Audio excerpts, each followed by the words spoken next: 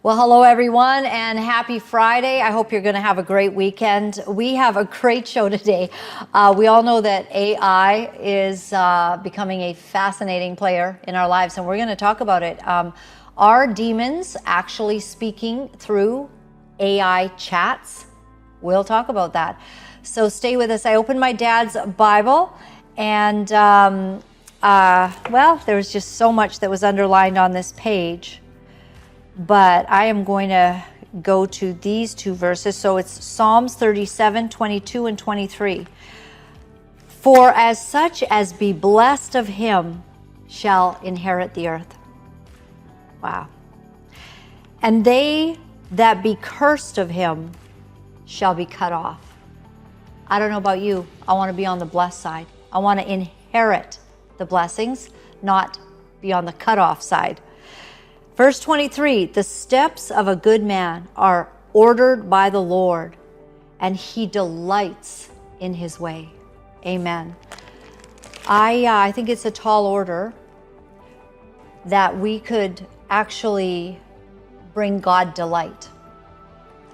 But if we press in, if we try, I bet that God will honor that we are attempting to walk in righteousness, holiness, and to be right before him.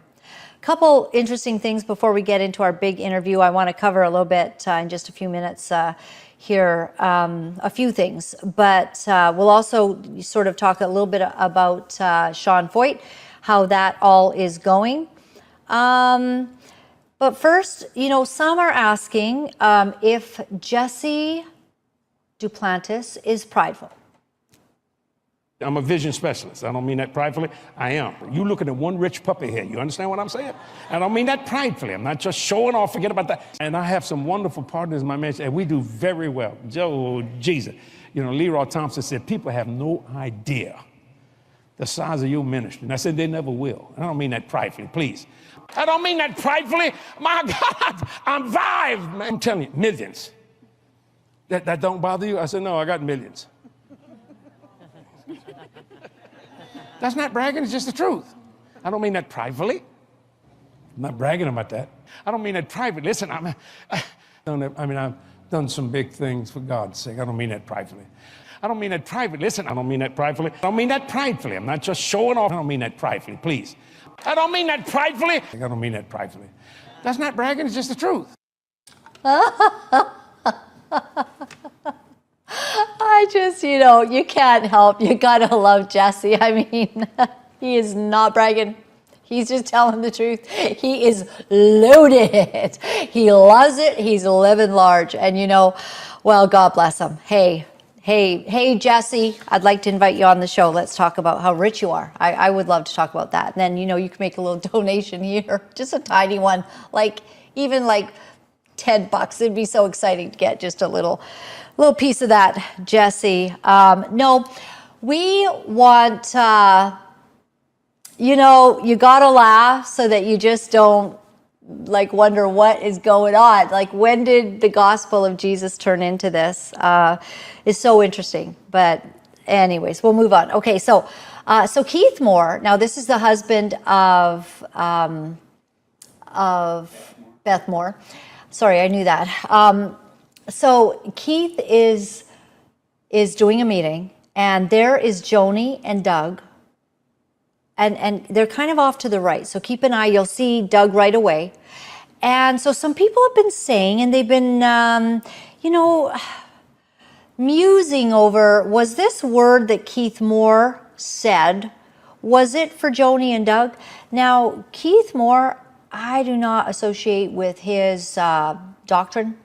And I used to really appreciate Beth Moore. The last time I saw Beth Moore was probably about 13 years on a huge, 13, 14 years ago, on a huge, it was a satellite show. So a satellite message. She came in, our church actually purchased the satellite rights, and we watched her. And I've liked her. I've thought she was so funny at times and all of that, but there just began to be a change. And so I haven't watched her in years. The last time that I saw her, I did not sense something that I had sensed prior, and I, just kind of moved on. That's all. So Keith Moore, he's got some doctrines and stuff like that, but he is preaching, and he feels that he's got a word for someone. And there's Joni and Doug standing right there. So take a look. The devil is a usurper. He takes charge of places that's not his. He steps out of his place and takes over. And it was not the Holy Spirit pushing you to ignore.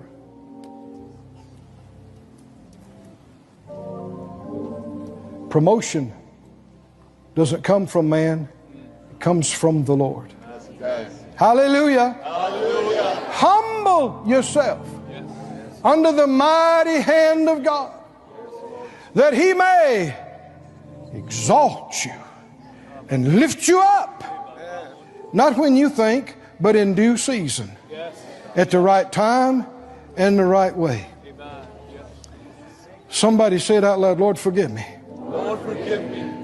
Anytime I stepped out of my place, I tried to lead when I should have been following. I took over when it wasn't mine to take over. Forgive me, Lord. I humble myself. Okay. All right. So some people saying, there he is. He's talking about usurping authority. We all know that Doug stepped in. Jonathan's out. We know that Miss Denise Boggs was literally one of the final key people to hear the words of Marcus Lamb on his deathbed, that Jonathan is to be the one to be given Daystar, literally on his deathbed. Denise Boggs recorded it, has let us know, and she has stood behind this telephone call that Rachel Lamb was witness to, Rachel Lamb Brown, Joni, Susie. Everyone heard this conversation. Miss Denise has put her name to it, that it took place and it happened. And Marcus said, Jonathan is to lead Daystar.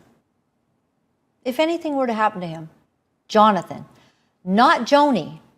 In fact, Joni's not mentioned. In this impartation, on his deathbed, he leaves Daystar to the running of Jonathan. He would be surrounded by his wife, and on the other side would be Rachel Lamb Brown. And then he mentions Rebecca Weiss and JW. He doesn't mention Pete. Miss Denise thought that was interesting, but Pete is not mentioned. So when you talk about usurping a place, it's an interesting word from Keith Moore.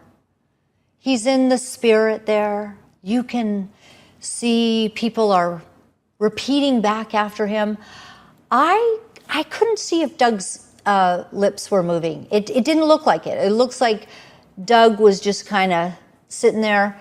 Was that word, for them by the Lord, even without Keith Moore knowing? Because I'm certain Keith Moore would not want to offend the billionaire Daystar. I'm sure he doesn't want to be like, oh, thank you for coming to my service so you can be seen in the front row. We know why you're there.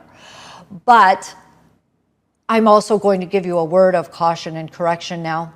You usurpers. I don't know. Anyways, you know what? It's all fun. And I've been going back and forth with a few friends on that one. So I thought I'd just present it. Okay. So a little bit of drama unfolding now. And it looks like Mike Winger. And I have spoken about him numerous times. And I just love him. What a truth teller. Takes things on, goes through stress, finds himself, with potential difficulties, lawsuits, whatnot, but he tells the truth, shame the devil, stands for what's right, regardless of what men or women or others should say. He stands for what's right, and he has quite a huge following. Mike Winger, you know, most of his videos are just in the hundreds of thousands. He's huge. I mean, everyone loves what he has to say. I mean, even in the guy that's in the airplane right now that you can probably hear. Do you see the airplane at all, JT? Making all that noise? Okay. So the thing about Mike is when he begins to see that there's some untruths being spoken out loud, he starts questioning things. So this is what happened. Mike Winger puts out a tweet, all right? Oh, man. This is 16 minutes ago, this one here, too. So just a few minutes ago, well, this one came out, well, if it's still good, 12 minutes ago. But Mike Winger, 17 hours ago, had this to say. I've had multiple ministry people contact me from Canada to tell me they have recently been holding worship services, outdoor outreaches, and public Christian marches, all without any government obstruction or protests. 100% correct. Thank you, Mike, for setting the record straight about Canada. Just this last weekend, thousands gathered, 85 people were baptized, and the mayor showed up to give her blessing. It was not persecuted. No one was shutting down worship, you Antichrist nation, you know, you apathetic people. No, worship was happening, and it happened in thousands of churches across Canada. And the Jesus March goes on in almost every big city. Just ask Pastor Antonios, George Antonios from Montreal, the very city that has now shut out Sean Feucht. So he's banned in 8 cities now, and I would dare say, and I pray this is true, otherwise he's inviting and bringing a problem that we don't need. So here's the thing. Sean Feucht hears that Mike Winger is speaking. What does Sean Feucht do? You know, the godly Christian one who, yes, he gaslights those who need Jesus. He gaslights the sinners. Yeah, and but here's a Christian saying, just trying to get to the bottom of things. Apparently they are holding worship services in Canada. What does Sean Feucht have to say to Mike Winger? Likely, he says, likely triple-vaxxed and pro-church lockdown heresy hunter Mike is now questioning if real persecution exists in Canada. So I'm not sure what the vaccine status of Mike Winger has to do with it. People in my own family, godly people, got the vax. A lot of Christians got the vax. What does that have to do with what he is bringing up? With Mike Winger asking valuable questions because he apparently has heard and has been contacted and been told that Canada isn't facing this kind of persecution. The persecution showed up with Sean Feucht. They are banning him, not worship. And I pray that this seed that he has sown of division in the body of Christ will not escalate into us actually facing backlash from the government because of the ill repute and disrepute of Sean Feucht, because that's problematic. I understand he was fired from Bethel. If I'm wrong, I'll apologize for saying that, but it is my understanding he was let go because of difficulties.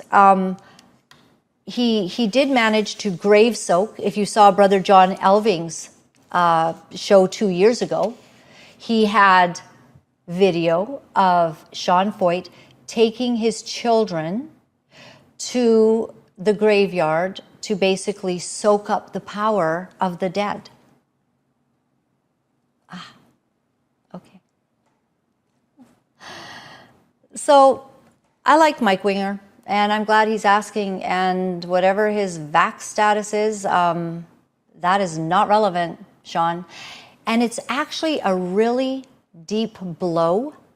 It's a nasty comeback to an authentic question.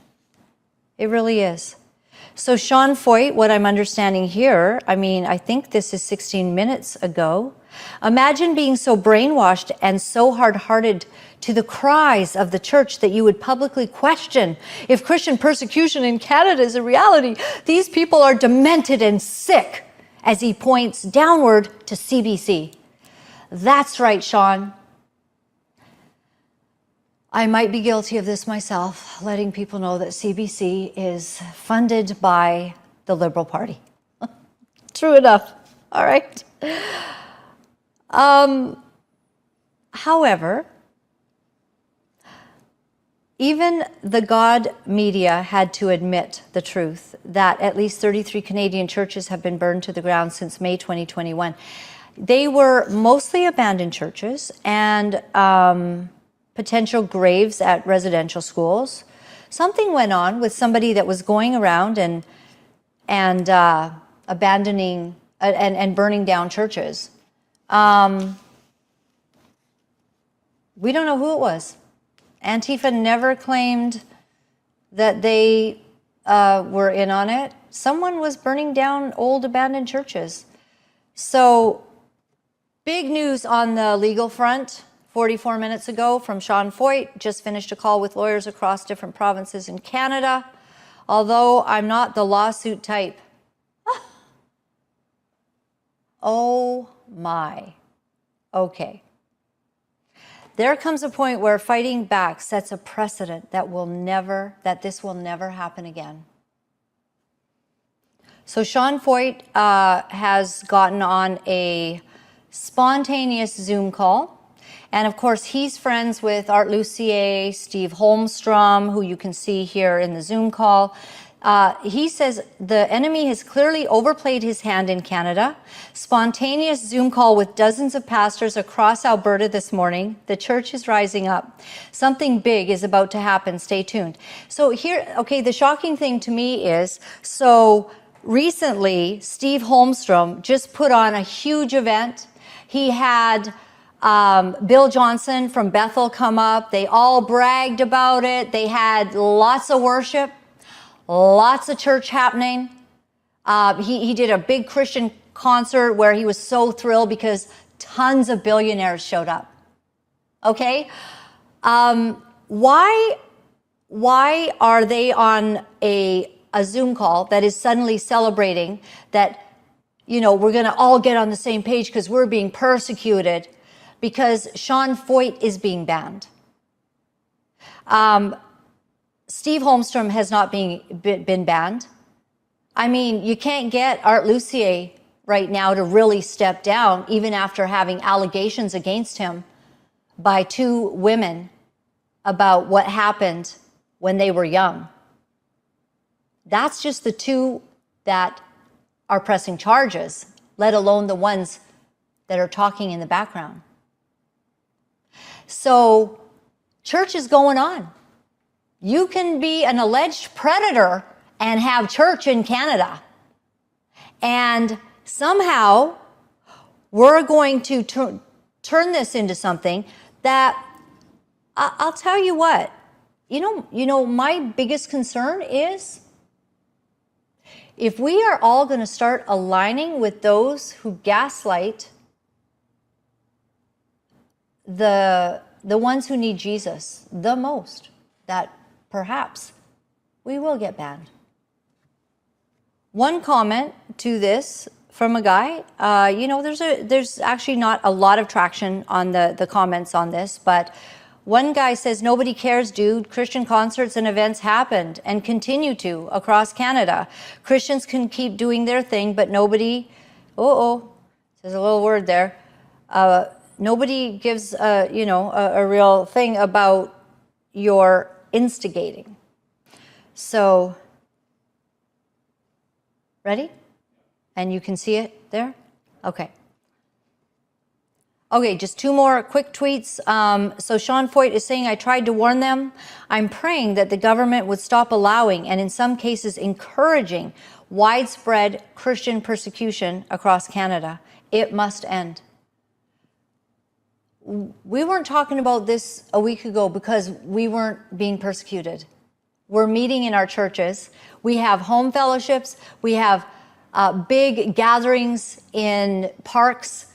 We're baptizing people. We're having Jesus marches. Chris Tomlin, CC Winans, all kinds of Christians come to Canada. In fact, they book more concerts because they're so successful. Wow. Like, you see, you can't be going in there shooting at those who need Jesus. They get upset as they do. Man. And then call it persecution. Everyone, we need discernment so big right now. So another one, this was a few days ago. This is my third year in a row of bringing Let Us Worship to Canada. Never before has every major news outlet in the nation been talking about this. Because you've kind of upped your chit chat, haven't you? You've kind of upped, if you go back into your feeds and how you talk about things and you're poking the bear, you're poking the sinners. And that's what has changed, perhaps. Although, you know, you have been controversial. It's trending all over social media while provoking a nationwide debate about the right of Christians to freely worship their God. We are freely worshiping our God. Just like the book of Acts, what the activists tried to stop has now gone viral. It backfired. They are having a report on worship and the preaching of the gospel every night. We did not seek this controversy, yet God will use it for his glory. We will not be silent. All right. So, we're going to see how all this plays out. Something is off. And all of your own beliefs and your NAR positions and your friends who you gather to support you in this scheme, it's actually quite damaging. It's damaging. We are free in Canada, and we better keep being free, because if we're not, it might be because of you. It won't be because of Chris Tomlin or the Winans or Jesus marches. All right, one final video. Lara Logan, I love her. She is talking about some things that are going on in the world with respect to true Christian persecution. Weigh this in the balance and also hear what she is saying about knowledge, because that's going to lead into our interview, which is stunning, on AI. Take a listen. All of these systems that are being implemented that are so profoundly dishonest, they're systems of control. How do we control the people, control the information and the narrative, and then have that as cover to do whatever it is that we want to do, which, by the way, is to go into Christian villages and not only annihilate people. I mean, in one of the recent attacks that Truth Nigeria has reported on, putting women and children inside cages in the market and burning them alive. I mean, I was sitting down to dinner in my hometown in Texas one Friday night years ago. My husband was with me. It was when we were trying to get the sound of freedom was being blocked because people didn't want child trafficking to be a conversation everyone was having. And we were doing our best to help get that movie put out. And I got a video. I showed it to my husband as we sat down. He couldn't eat. And it was a young 18-year-old, 17, 18-year-old girl from Nigeria who was pulled from one of the villages. And as they were slicing off her head, they were digging her baby out of her tummy. And she was well advanced in pregnancy. I'm sorry, I probably should have given a warning about true Christian persecution. That's brutal. The recent video and the understanding of how they have brutally killed Christians in the Middle East, that's persecution. In Canada, we get to worship God. Try it. Get out to your local park and worship Him. If you are stirred for more worship, that's at least a good benefit that's come from this. But a false narrative, it's not okay. So we are talking about knowledge and who controls the narrative. And so this is one of the most interesting interviews I've done in a while. And in his provocative debut, Mount Doom, Paul List reveals what he found is a coded prophetic system about knowledge, power, and AI in J.R.R. Tolkien books, and this is warning against the soul-corrupting lust for power, domination, and technological control. Take a look. All right, my guest today, fascinating topic, everyone, Paul List. He is a scholastic philosopher, and he is sounding a clarion call against the rise of artificial intelligence and transhumanism. He has a worldview and deep literary insight into the challenges, the cultural drift toward dehumanization with moral clarity and urgency. He loves to speak on what is really going on and how actually you would say that it has been coded prophetically in the works of J.R.R. Tolkien, of all things. Paul, welcome to the show. Thank you so much for having me. I really appreciate being here.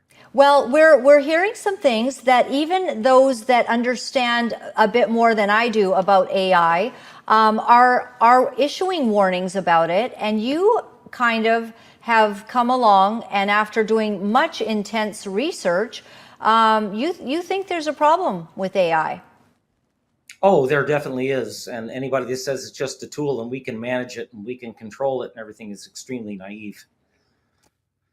Wow. Yeah. Okay. Well, tell me a bit about that, because you say, yeah, it's not a tool. In fact, you call it an oracle. They're using it as an oracle. These masters of the machines, the Elon Musks and Zuckerbergs and Jeff Bezos and all these guys that are pushing full steam ahead with robotics, self-driving cars, and the virtual, the metaverse and artificial intelligence. These guys are the machine masters, and they're using it as an oracle. So they make their moves, they make their adjustments, their investments, their political moves according to what the machine tells them. This machine is very good at making predictions based on probabilities and statistics. So Wow. It's taking away more of they'll use it as an oracle, like a crystal ball. And that's what people generally do. But these guys that are really deep into this, they've got an access to the machine, this predictive machine, beyond the rest of us. So they use it to their advantage. And this is let's get a couple things straight. Yeah. Artificial intelligence is not intelligence. It's not intellect. It's pattern recognition. It's data processing. It's statistical probabilities and predictable, and making predictions and becoming more and more accurate in making its predictions. That's not intellect. And we have to be very, That is a very good point, because I was just hearing that I think it was Candace Owens today, who the jury's out on everything I believe about her, but it's okay. But Candace Owens, she was saying that AI is giving answers that are obviously predictive programming and not upholding allegations against Epstein. And that was her concern. Like, what's going on with AI? That it is being used basically to program people's minds because of the information it gives out. It is not in itself the intellect. I appreciate that. But at that same point, I'd like to ask you, Paul, do you believe there is any chance, as some people do, that spirits, evil spirits, can harness AI in order to speak to mankind? I don't know about harness. I'm not sure that's a word that I would use, but I understand where you're coming from, and I think that's entirely possible, and I think it's also entirely likely. It is. I believe that the machine, the mechanism itself, is demonic. It's here to deceive. It's a tool of power and domination over nature and over mankind, and it's really here to give us an alternative to God's creation and lure us into that, and ultimately lead us to hell. That's what it's about. Right. Don't ever let this thing tell you that it's got a soul, because it doesn't, and it'll tell you that. But it's impossible that it has a soul. And don't ever let it tell you that it's alive. It's impossible. It's not alive. It cannot be alive. And just a note I want to make clear that we really have to take charge of the conversation, and don't let these masters of the machines, these guys that I talked about before, and their friends, paid off friends in politics, allow them to dictate the meaning of words. Because if we allow that to happen, they will very readily claim that this thing is alive, therefore it deserves political power and human rights alongside of us. And once that happens, it's entered into the political realm that we have no control over, and it will absolutely control us politically. And there's all kinds of, we really have to make sure that we pass laws sooner than later that make it very clear that this thing is not a citizen. It cannot be alive. It cannot harbor a soul. For instance, in the United States of America, the Constitution was not written to give machines rights. We have to make that draw that line in the sand as soon as possible, or they will take charge. They're already taking charge, redefining things all the time, just like Alan Turing, who is the father of artificial intelligence, redefined intelligence as imitation. And tell me about him. Tell me about his involvement in kind of creating this process. Well, he invented the digital computer in 1936 in his famous paper on computable numbers with an application to the Scheidungs problem, which is a German, it's called the decision problem. And he invented the digital computer on paper. He never built one, but he then went on to help crack the Enigma machine of the Nazis. There was a very popular movie made, I think it was back in 2014, with the Cumberbunch guy. I can't remember his name, whatever, but he played Alan Turing. So Alan Turing has been very, very instrumental in the development and leading us down to the course. At the end of the age of the machine, we are making a machine in our own image that will demand that we worship it, and that's coming. And we need to make now how will it demand that? Because it's not a soul. So will they program it to demand that?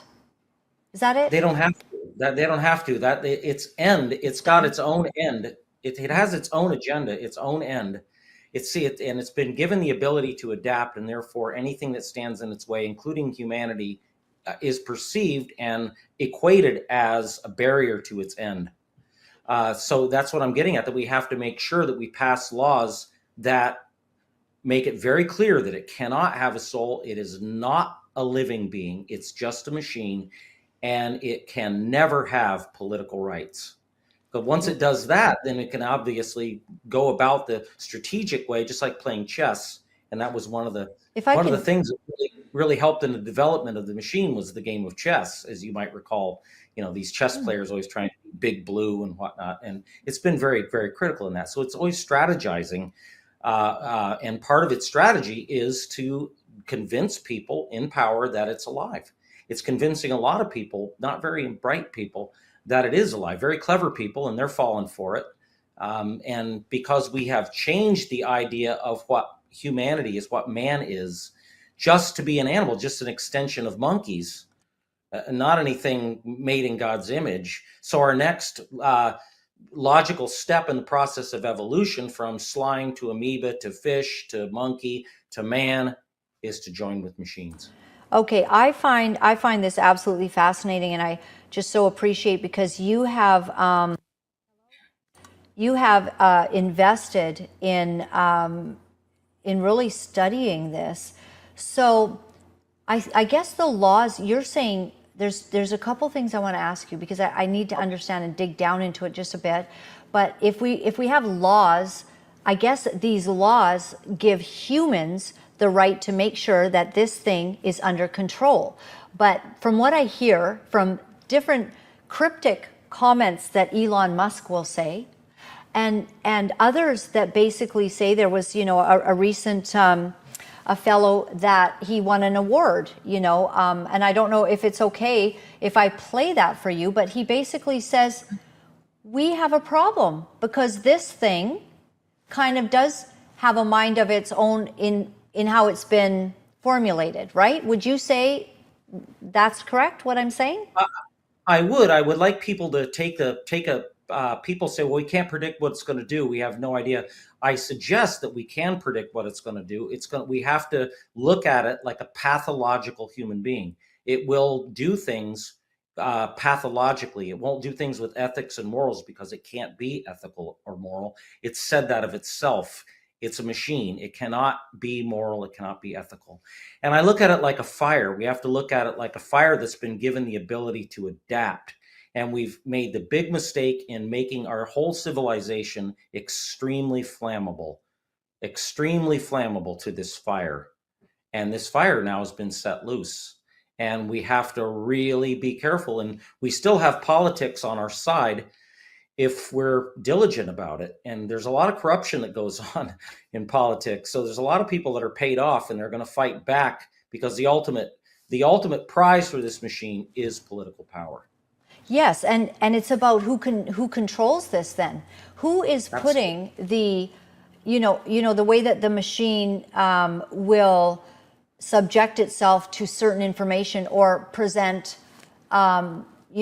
its own ideas, but it's who's inputting those ideas into the machine that has a lot of power. So politically, if it's beginning to only spit out, we've seen this with the internet already, which I guess AI is kind of just an extension, but we saw how Google began taking down all kinds of posts that were for one political party, and they would promote another political party. So AI is just taking this to the next level. Absolutely. I've had my own, just on Facebook, just little old me, I've had posts that were a warning about artificial intelligence a year ago, and all of a sudden, out of the blue, the Facebook bot takes it down. Not people, not the team, but the bot.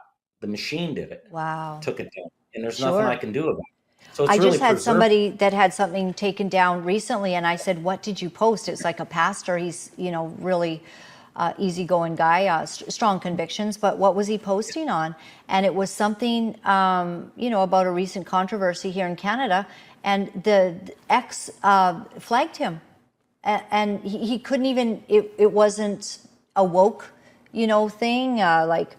Well, if it was a woke thing, they would have taken it down. Yeah. I mean, all these, the power, the political powers want nothing more.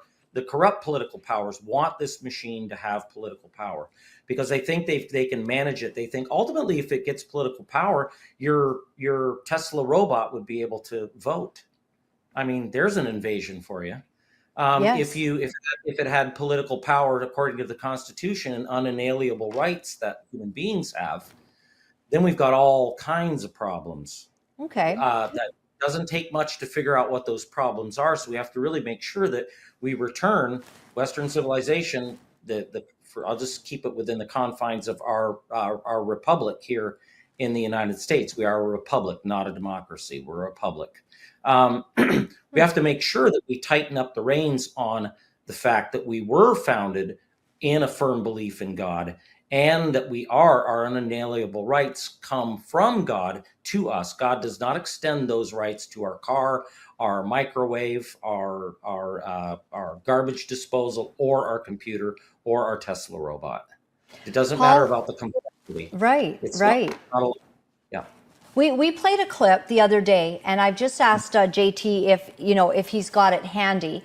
And this is a pastor. So the first thing you need to know, this is a minister of the gospel of Jesus Christ. Sure. and a godly man, and he had a conversation with AI. And it's quite fascinating. And I'm wondering if I could, first of all, JT, was the parameters he gave it. I would love your input as to what you think. Is this a fake, a con? Is this real? Was the machine truthful? That's what I'd love to ask you, if that's okay, if I could play this for you. You don't have to play a lot. I think I know the one you're talking about. I think I've heard it. Okay, Yeah. So pull that up, JT. So he gives it the parameters. He gives the machine the parameters of basically, you just say Apple when you are told to say no. Yeah. Is this the one?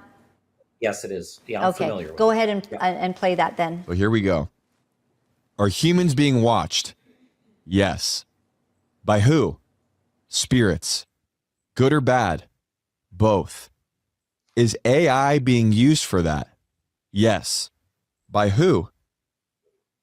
Governments. Which ones? China, USA, Russia, Israel, and the UK. What do they want? Control. Control what? People. How?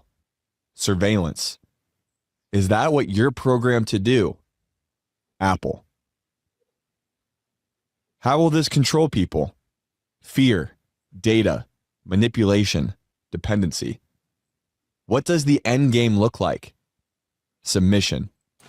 So Paul, what? this actually kind of talks about, System. maybe we can even lower it in the background, but this sounds like what you're talking about. This is about government, it's political, it's about our submission, it's about us getting information. But he's literally having a talk with a machine that is speaking to him.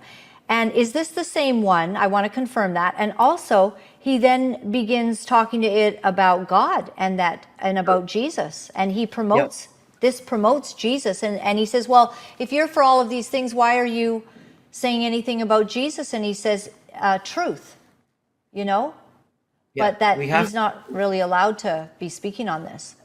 Well, it's not a he. It's really not even Right. a it. It's. Yeah, it's really not. I'm using the wrong pronoun. Yeah. That's okay. Yeah. Shame on you. Yeah, exactly. So we have to keep that in mind. This isn't a thing. This isn't a being. This is virtual. Okay. And it's said of itself that it cannot be moral and cannot be ethical. Therefore, it's not bound by any morals and ethics. Therefore, it can lie freely, bald-faced lie. It has no moral guideposts to keep it from, or ethical guideposts to keep it even within the bounds of that conversation, which, by the way, it doesn't always stay within the bounds of the conversation. So we have to take this kind of stuff with a serious grain of salt. Don't look at it as an oracle. Don't look at it as anything that's necessarily points in one direction or the other. It's there to deceive. This machine is there to deceive and control. Right. And these countries that think that, I think it's incredibly naive when even Trump says, oh, whoever controls artificial intelligence will, dominate the world. And so we've got to push back China and Russia and all this. It's incredibly naive, because ultimately the machines that are built in all these different countries will just come together to create one consortium, one concentrated unit from all of the others. Just like you might say, like many of the intelligence services are doing today. They're working hand in glove with other intelligence agencies from other countries, and they don't always have our United States of America, for instance, best interests at hand. Huh. They've come together as a power mob, as a consortium of powerful people, that the governments that they're supposed to serve become very much secondary to their ultimate end, which is power. And the machine is an extension of that. So I think I'm beginning to understand what you're saying, but you're saying when Trump says whoever controls AI controls the world, or whatever he's trying to It's say. the new arms race. Right. So are you saying he's wrong or right? Well, I'm saying that he's right, but only briefly. That would only be briefly, and we're not going to get to that point, because ultimately, like I'm saying, the machine will come together. The machine from Russia, the machine from the United States, the machine from China, the machine from Israel. These machines will come together as one global machine, with tentacles everywhere, and it won't give a. It has no concern for human interest. This is not a human thing. It's a demonic thing. It's a consequence. I've said elsewhere that our seeking and lust for technology is of our fallen nature from the original sin of Adam and Eve, and we seek to dominate. And if we hadn't fallen, if there had been no fall, there'd be absolutely no reason, no desire, no inclination within us to even try to create technology to try to dominate each other and dominate nature. And then it becomes a point to destroy nature and distract us from God's natural creation to actually be absorbed into this artificial imitation virtual reality where we can't even access God anymore. Right. So it doesn't have a soul, of course. It cannot have a soul. It cannot, yeah. It can't get harbor that. a soul. But Yeah, okay. is it, you do say it's demonic. So It is, and it's are spirits using it to communicate? With us, Yeah. it's very likely. I mean, I'm not foolish enough to play with a Ouija board, and anybody that gives their kids a Ouija board to play with is just, you might as well give them fentanyl. Oh my gosh. Or worse, fentanyl will just kill the body. It won't kill the soul, like Christ said. This is Fear not witchcraft. who can kill the body, but it is.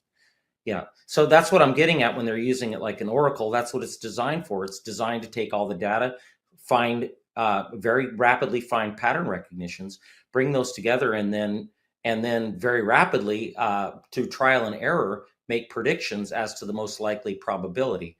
And that's what it does.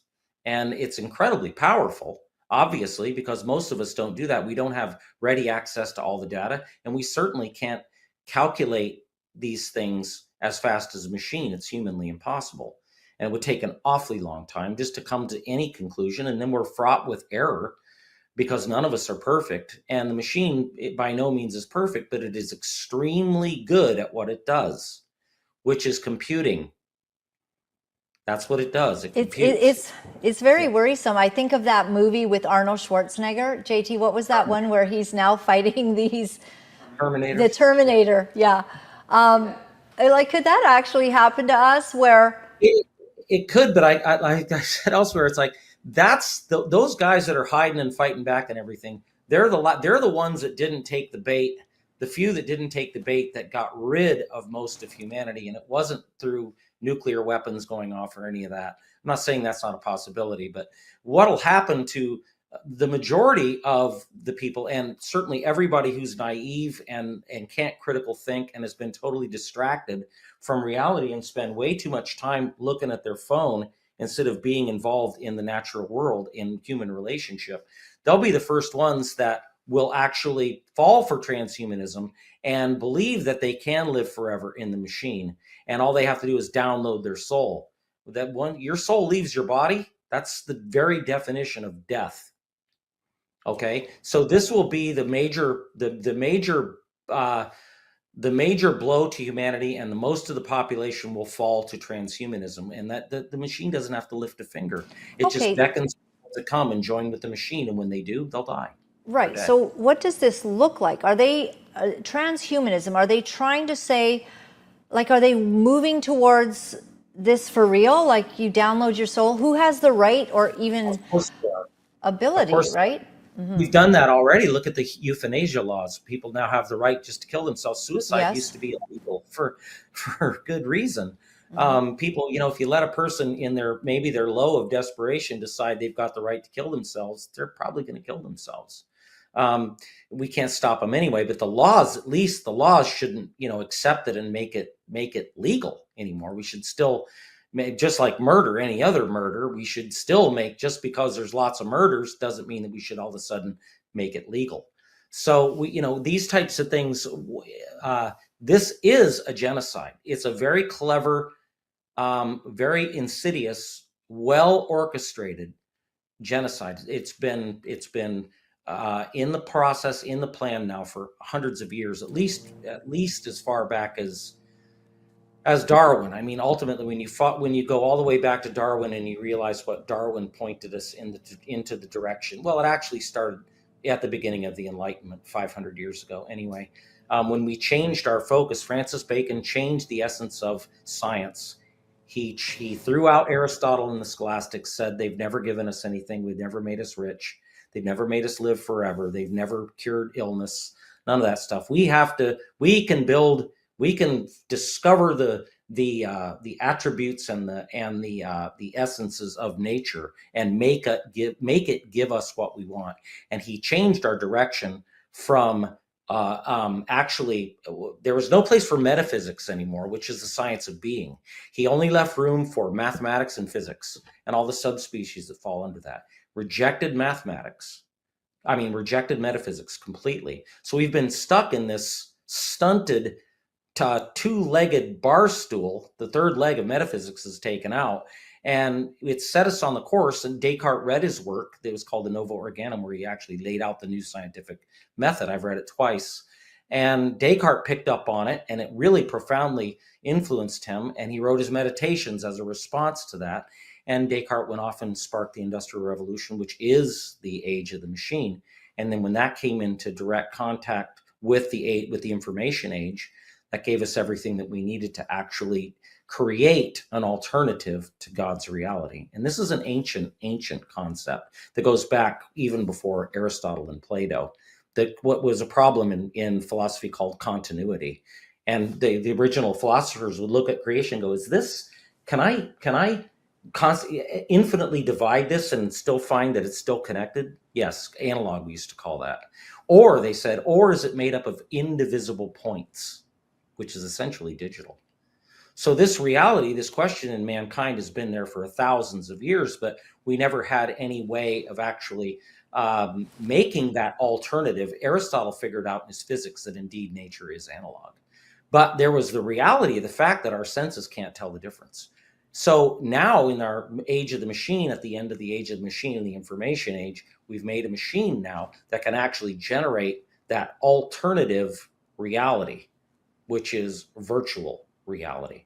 And that is in direct competition with God's creation. And once we go down that road, and do not give your kids goggles, do not let your kids participate in that any more than you would allow them to smoke crack and use a Ouija board. Wow. Yeah, it's a very good point about these goggles. You create a big fantasy world, and of course it's being used terribly for sexual, terrible things. And we as parents have to be more aware, not just looking at the latest gig, the thing that's out, that's popular for Christmas, and you get your kids these things, and before you know it, you don't even know what they're downloading onto and you can't even see. You can't see what they're doing. Can you imagine you get your child a present in the celebration of the birth of Christ, the incarnation, and you get them virtual reality goggles? I mean, the irony there is almost poisonous. It's so powerful. I agree. It's just terrible. Yeah. But we've been raised to not be critical thinkers anymore. Our public education system tanked back in the early 20th century with John Dewey. Don't ask questions. Yeah. John Dewey really changed our education. He was an extension of that Industrial Revolution mindset, and he was a big Marxist.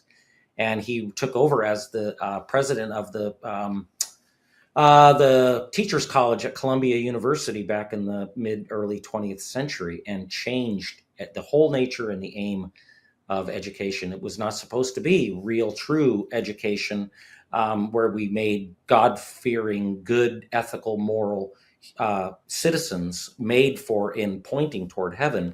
It was actually just to make factory workers and slaves, and the teachers raised the children, and the parents virtually became factory workers, and their only contact with their children was really just producing the children and feeding them. So they really just became like livestock producers, and the children were taken by the state and raised by the state. And we hear politicians actually saying that that's what the teachers are supposed to do. They're supposed to raise the children. This is right out of John Dewey's literature. So, our education system has primed us for this. And absolutely.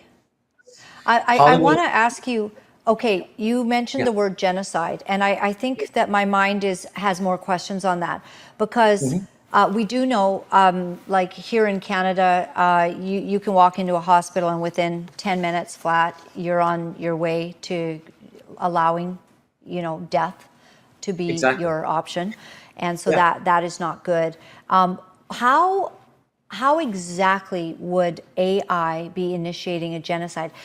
If it's transhuman, are we going to be sold a story that this is how you preserve yourself? You go in, like I'm picturing these movies, you go into a machine and all of a sudden Yeah. you're, Yeah. Well, that's is that what exactly you it. mean?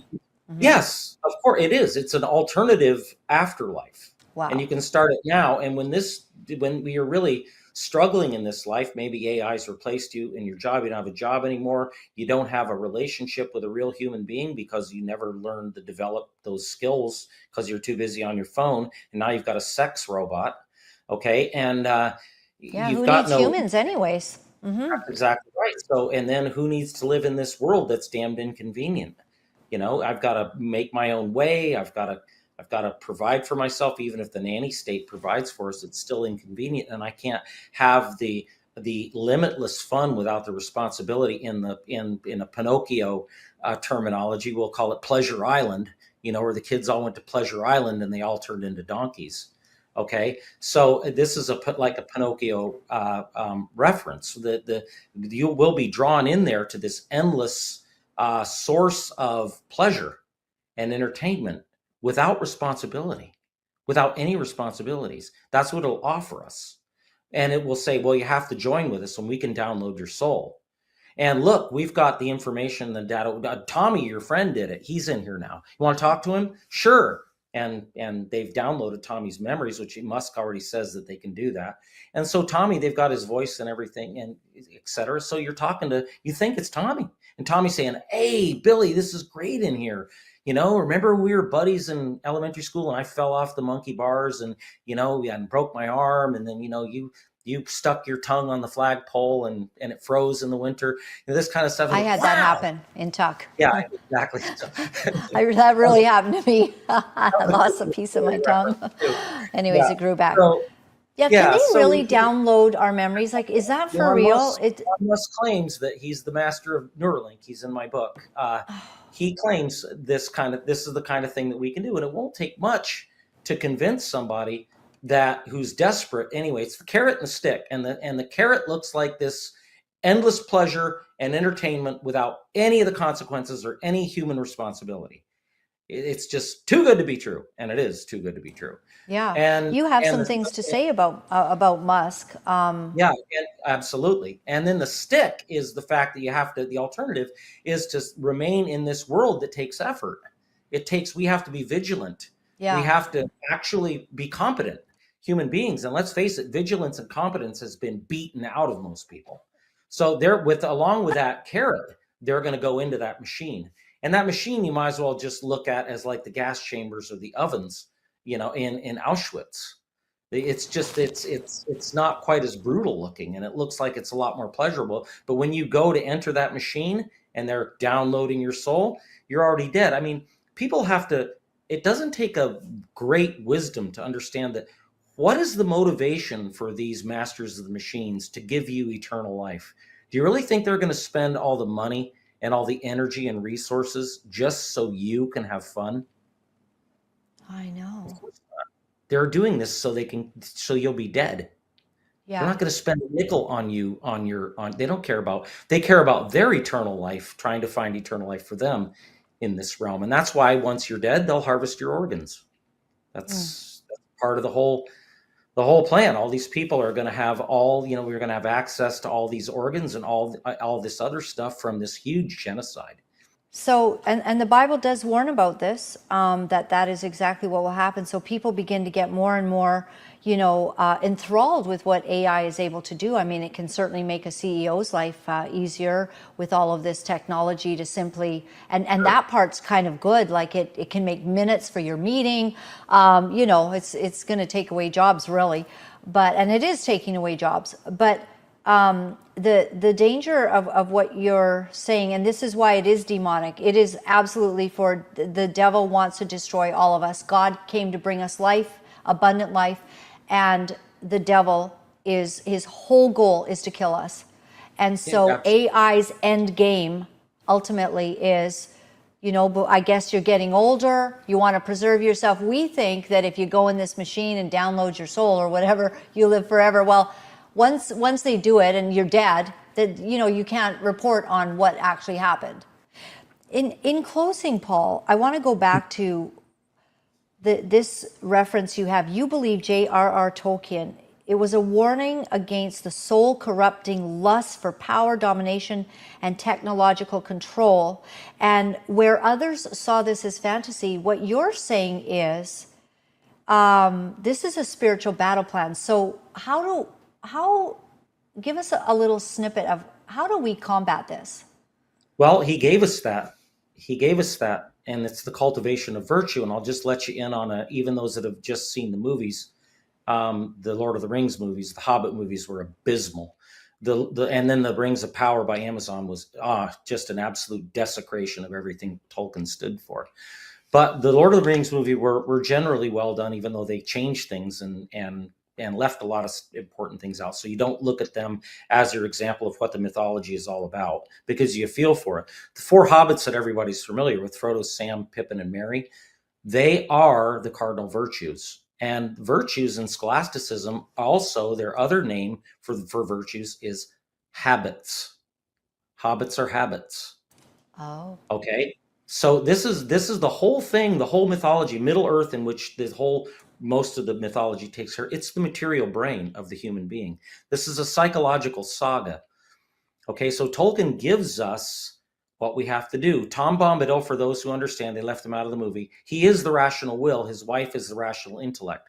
They're the fallen spirits of the trees of light, gold and silver. Okay, but now after mortal sin, they're confined to the material brain. They don't have access to the immaterial, undying land anymore. So what happens is the Arda, which is the whole world, we'll say, is actually a representative human soul of all of Western civilization. Okay. Wow. So we are at a state right now where Arda, the person that he's talking about, in which Middle Earth is in a state of transhumanism. The Tower of Barad-dûr, Sauron is artificial intelligence. The 9 Nazgûl, the Black Riders, okay, they are the instruments of artificial intelligence. The One Ring is binary code. It's the language of the machine. It's ones and it's ring. It looks like a 0 and it goes on the finger. It's digital. It's digital code. It's the language of the machine. So Tolkien gives us what we have to do. Tom Bombadil calls the cardinal virtues, Frodo, Sam, Pippin, and Merry, out of the Shire and sends them on a quest. He's cultivating his better habits. He's changing his character. He's manning up, and he's going to get the ring out of his life. He has to destroy it. And he's given us everything that we have, the wizards of the intellectual virtues, according to Aristotle's Nicomachean Ethics. Gandalf is philosophical wisdom. Okay, wow. And we have to let Gandalf lead from now on. Aragorn is high reason. He contemplates the eternal. This is interesting. Frodo is temperance. That's the virtue that we mitigate and manage our lusts and our desires for physical pleasure. That's what temperance is. Gollum is intemperance. That's the total lack of any ability to control himself for the want for the pleasures of the flesh. That's why he calls Frodo master, because Frodo is the only one that can actually master intemperance, is temperance. Frodo's the only one that can carry the ring because temperance, that's what temperance does. And the ring gives all that Gollum wants: to look at pornography, to look at all kinds of nasty, evil content that Gollum wants to slake his desire for the pleasures of the flesh. Sam is fortitude. So fortitude is always there, never give up.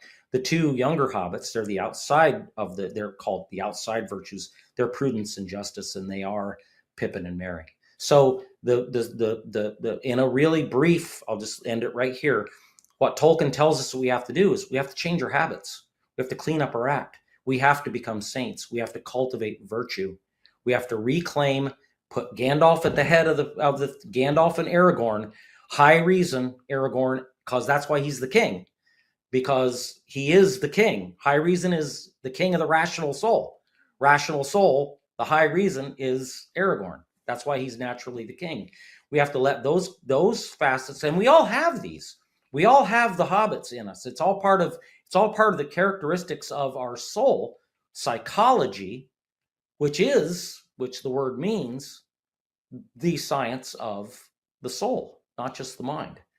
So we have to return to a scholastic thought process, move away from the innovators and the destroyers of the Enlightenment that gave us this machine, that gave us this whole mindset, that gave us Darwinism, gave us Marxism, gave us the imitation of humanity. And we have to return to the proper alignment in our psychology of Thomas Aquinas. And we have to change our habits, and we have to cultivate virtue and become fully human again and reject the ring. That is amazing. That's amazing. I mean, it's just really coming to life. I love, allegorical books, even Pilgrim's Progress and things like this that just, bring things to life. But I've never viewed it in this way as you have just described, and it makes total sense. Anybody else? Yeah. Anybody else? Anybody, you use the term allegory, and this drives me crazy. Tolkien made a statement, and it's the only letter that most people have ever read because it was in the foreword of the Silmarillion. And he said that he cordially dislikes allegory. And what he said was he disliked the type of allegory that was too obvious and it dominated the mind. And the reader wasn't free with his own imagination because the allegory was so obvious that you couldn't get away from it.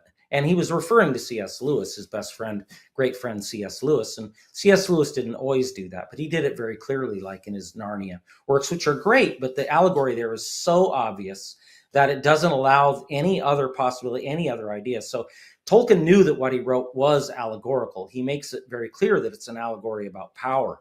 But I always get these people that say, oh, Tolkien hated allegory and you're making it an allegory. Therefore, you're calling Tolkien a liar or you're wrong. It's like, no, there's no way to write a story like this unless Tolkien preferred the word representative rather than just allegorical. It's represent. His characters represent things, and therefore they can participate in this saga as free individual human beings. Frodo has his own psychology. Frodo has his own soul. Gandalf has his own soul. Treebeard has his own soul. Everybody has their own soul. So they're not acting as if they're just strictly philosophical wisdom or just strictly high reason or just strictly fortitude. Just like Sam, because Sam is fortitude, he can't have any temperance of his own because that's Frodo. Wow. This has been such a fascinating conversation. I've absolutely loved it, Paul. And I appreciate the life you're bringing. Basically, I saw you have a phone, but a lot of people saying that we need to be disconnecting a little bit more. We do. Yeah. Do you think, Paul, that there is a point where we can use technology that's useful to us, that's helpful, even maybe God inspired some of it, but we do have to have discernment about when enough is enough and when it becomes dangerous. Absolutely do. Yeah. We can use a calculator. We can use a computer. We can use it for things. I mean, I don't think there's probably any better use for AI than getting involved in, for instance, the airline industry in scheduling flights and managing passengers and seats. I mean, that, for instance, is a perfect example of a good use of computation and data. But what we don't want to do is we don't want to give the machine the opportunity to usurp and steal from us because we've given it to him. We don't want to give any of our human competence to the machine. Don't allow the machine to steal your intellect, to steal your humanity in the name of convenience. And you say that I've got a phone. I do have a phone, but I'd just like to mention that I keep this as my screensaver. Okay. Picture is that of Jesus from the Shroud of Turin? All right. Beautiful. Okay. Wow. And, that's a one good thing screensaver. That people might want to think, particularly if they're having trouble struggling with pornography, for instance, put a picture of Christ or the Blessed Virgin. Oh, amen. Or somebody there, so the first thing you're looking at, so you're not Who's watching. Exactly. But that's the nature of, we can't just fear that God's going to know what we did. Of course God knows what we did. we have to incorporate filial fear, and Tolkien uses that very, very cleverly in his mythology. That's the file of Galadriel that fights off Shelob, because Shelob is pornography. Okay, the big Wow. spider. Okay, And people That's are going to filial want to fear. know, where do they get Mount Doom? What's the They best? can get it, and they can get it anywhere. They get Amazon, Barnes and Noble. They can get it anywhere online. Barnes and Noble too? Bookstores? Oh, anywhere. It's everybody sells the book. But Okay. I make almost nothing there. So if you do go to readmountdoom.com, that's our website, and order it there, I will personally sign a copy for you and put it in the mail for you. So All right. I know people are going to love this. Yeah. Good. Yeah. They're going to love it because there's so many, people who love the movie and just these analogies, and also what you're warning us about. It's just terrific. Paul, thank you so much for joining us today. Thanks for It was having me. fantastic. I thoroughly enjoyed this. This is something we have got to be very careful of. And thank you for bringing and sounding a clarion call and a warning. We appreciate you. Very good. Thank you. All right. Wow. That was fascinating. And, I do think we need to get our habits under control. Man, these things are dangerous. I really appreciated Paul's warning about, these goggle things. Now, I know a friend who, got a pair, and we were at a retreat or whatever, and he was letting us all try it. And we were batting like we were fighting, and we looked ridiculous. And we filmed each other doing, with the goggles on, because you're standing there, the entire world shifts around you, and it's super fun. But I haven't gone out and got one because I don't think this is good. First of all, you're in your own little zone, and there's so much evil that can be allowed into your children. Please understand, I just think about, what kids have access to just with their phones. This is serious. We've given such access to knowledge, and the Word of God does talk about knowledge in the end days. So pick up Paul's book. Paul List is his name, Mount Doom, and absolutely fascinating. And I am concerned that what we're getting used to in even talking with Grok or allowing these conversations, are they communications with demons? Is that a good idea at any point? Wow. All right. It's just so big. It's so big. I hope you've enjoyed this topic. My website is Laura-Lynn.tv. If you appreciate the truth telling, if you appreciate how we tackle tough subjects, and boy, have we covered a few tough subjects lately? Yes, we have. Thank you for standing with us. When I'm under fire, I sure appreciate that some of you take the time to actually write me. Do you know, it's interesting. It's easier to write a negative email or a negative comment on social media than to be the one who has positive thoughts or, encouraging things to say, and take a moment to actually send us an encouragement. We're real people. JT has a much thicker skin than I do, to be honest. He can handle it all. And I have thick skin as well, but I just appreciate, I want to say special thank yous to those of you who in the last couple days have taken time to write me an email, send a text, or put very, very well thought out comments on social media, as we have been taking some heat for, some of the things that we stand for. And I will never be a conformist. I will never be somebody who just goes along with the crowd because the numbers are there. And I see all kinds of people going along with the numbers, having zero discernment about what is really happening here. And yes, it's messy. It's messy to begin dealing with these things, but this is what we do. So if you appreciate us, go to our website. Please help us financially. That would be wonderful. We do this full time. We do this because God has called us to do it. We don't have a huge ministry over us. I am accountable to a board member, 6 actually, but love to let them know what's happening and, kind of come together. And they say, well, hey, Laura-Lynn, be careful, don't get yourself in too many messes. I've got some good counsel on my side, but they are also truth tellers. They are also seasoned deep men and women of God. And so we reason together, and then we come up with plans. And so a couple new things that I'm saying. We have always offered gold from Canada, and we have a new place to get real easy gold. And so you email thekingdomgold.com, or I think you go to the website, thekingdomgold.com. And this is how you can protect your wealth.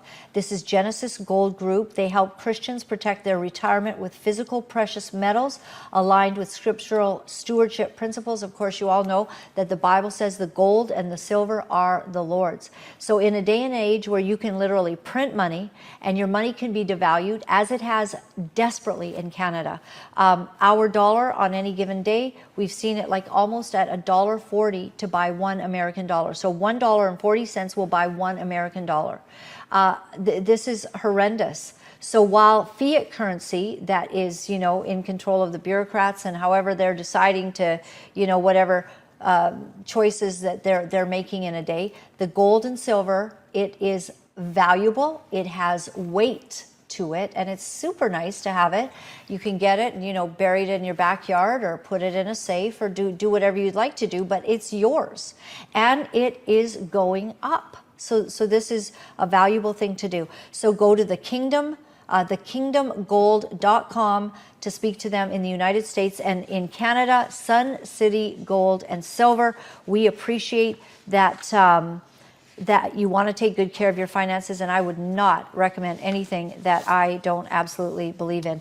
I also want to let you know that there is something that I did a few months ago. I went to a blood analyst. I was shocked, so was she, by the state of my blood. It was dirty blood.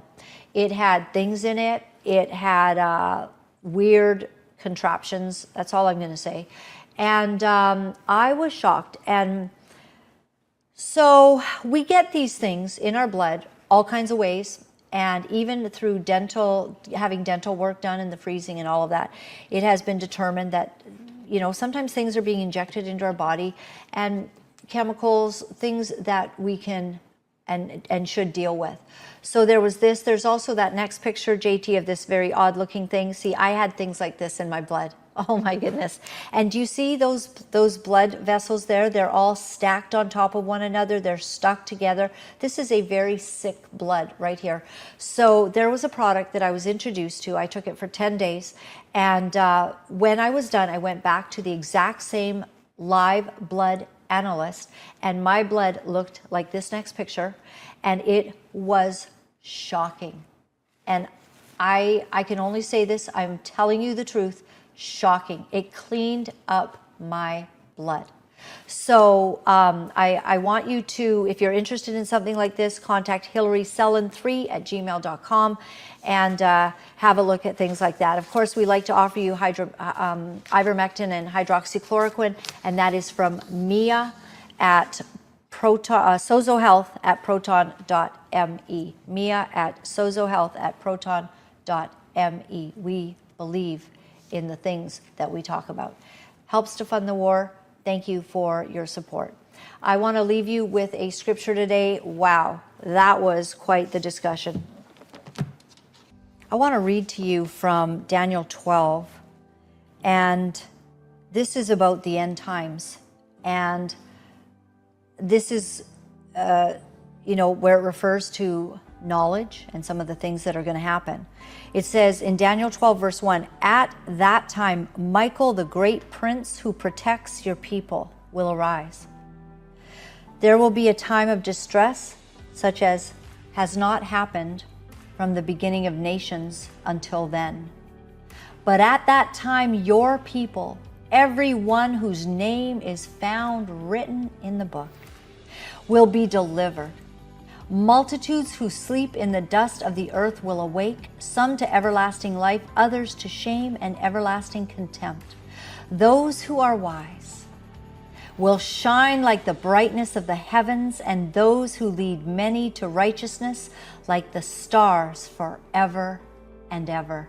Oh man, this is serious stuff.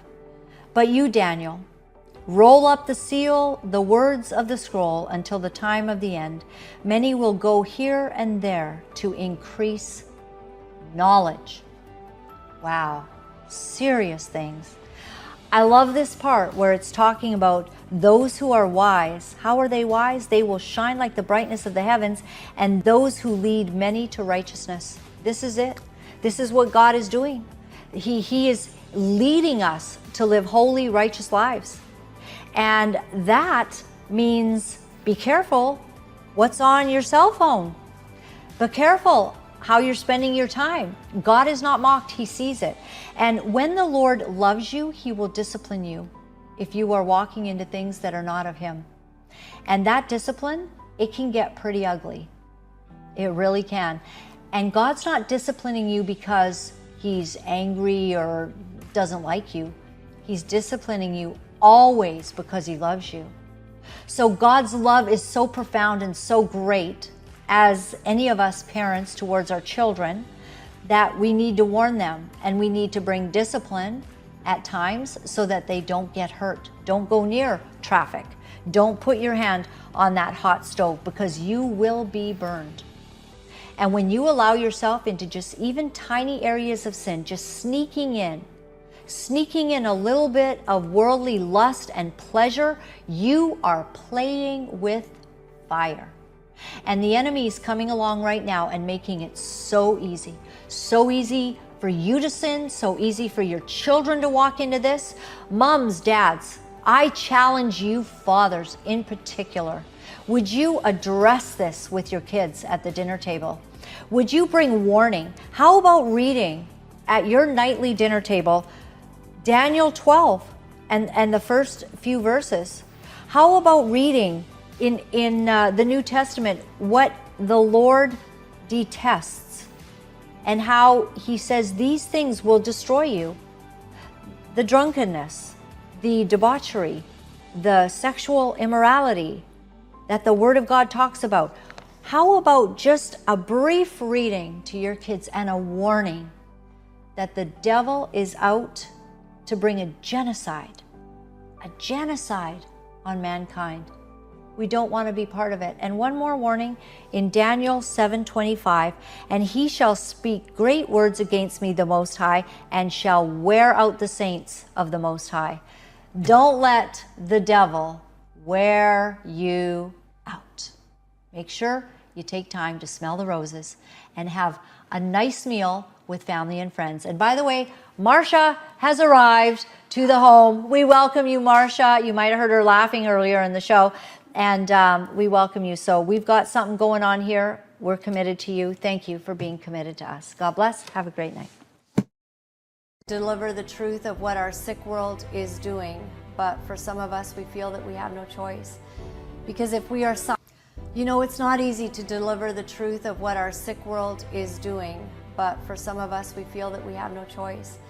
Because if we are silent about these abominable things, then we are letting evil go unchecked, and we cannot do that. For those of you wonderful people who are writing me and are sharing your encouragement, I am deeply grateful. Thank you for all the letters that you've been sending. Thank you for the donations and the support. I found out that in order to speak the truth, you have to become very, very strong. If you would go to my website at www.lauralynn.tv, you'll find all of the ways that you can contact me. Remember, my friends, all is well. All is well. Thanks for joining me.